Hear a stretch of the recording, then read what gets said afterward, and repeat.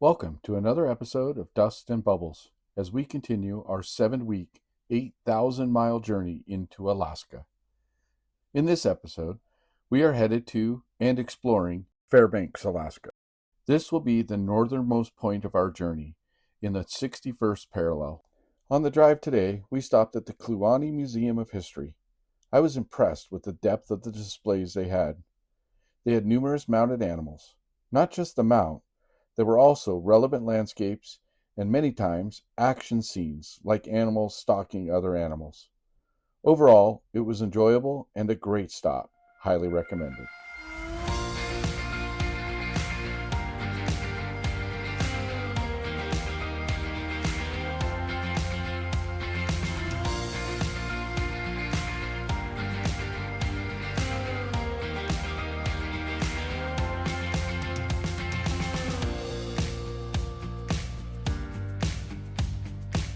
What a treat.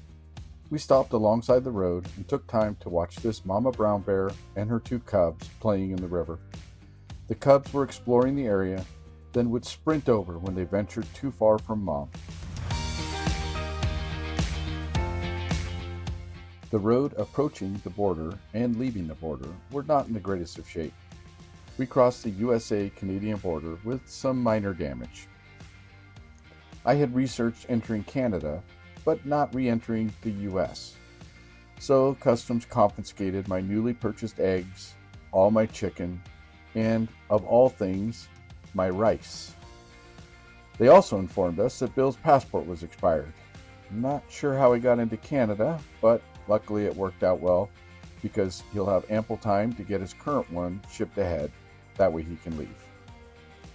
Now that we've all made it to Alaska, let the adventure continue. Without Canadian loonie conversions, kilometer per hour conversions, and liter to gallon conversions.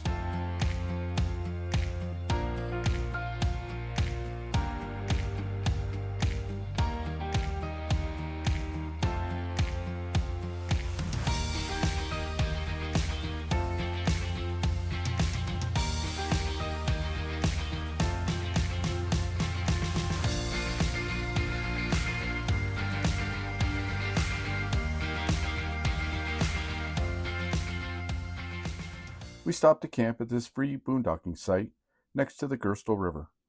And of course, I had to check out this overgrown trail. I enjoyed pushing Susan, who is always prim and proper, out of her comfort zone. Oh, we're gonna get stuck in here! You're gonna get a punctured tire or something. 1, 2, 3. John, you're gonna break us! Oh, fuck! John! Oh, excuse my language! John! Jeez! John, you're in a tank! Oh my god! Chris is a lot like me with his electronics edition. He took his DJI Mini for a flight, but didn't see the horizontal poles sticking off of the bridge. He went for a wet and muddy hike to try and locate his downed drone, only to realize it appeared to be above him. It had landed on the bridge and become a hood ornament for several cars. After being recovered, we rehabilitated this baby drone and attempted to release it back into the wild. But sadly, the broken wing would not sustain flight. Such is a circle of life.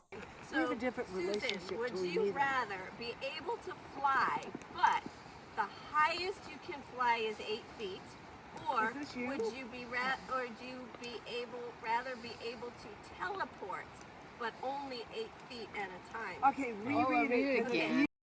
There is nothing better than playing games around the fire with great friends, and then having Susan nonchalantly say, "Oh, a moose."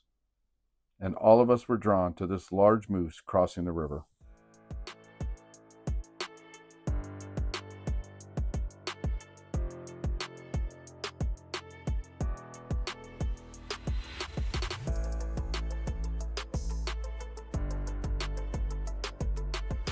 Gilson Air Force Base has a runway that runs parallel and almost on top of the Richardson Highway. These 2 F-35 Lightning IIs took off as we passed, then lit the afterburner and climbed straight up in an unrestricted climb. What a treat!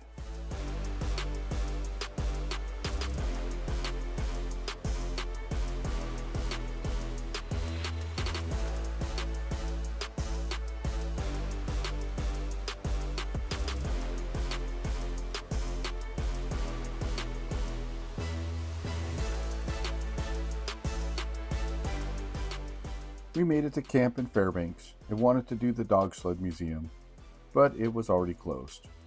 We hit Pioneer Park instead, and it was incredible.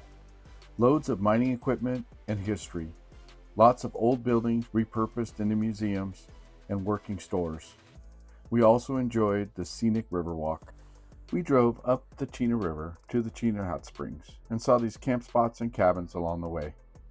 Chena was scenic, but at $20 a person to get in, we decided to pass. We did get to see this incredible moose, lazily munching on some mossy vegetation in the water. He paid little attention to us as he wandered about the bog getting his fill.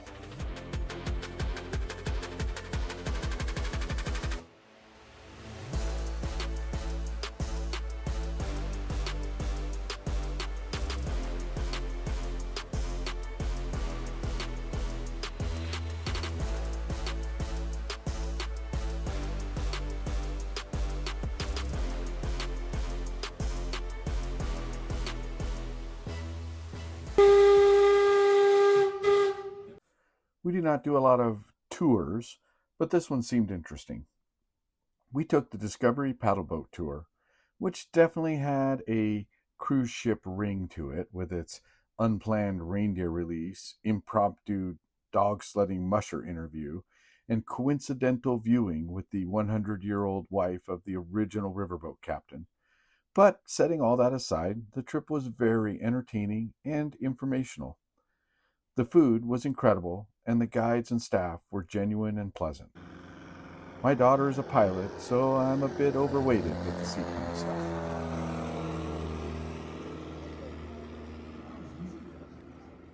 And a lot of experience, of course. 1 foot is a little, but this is not gymnastics, because you can walk away.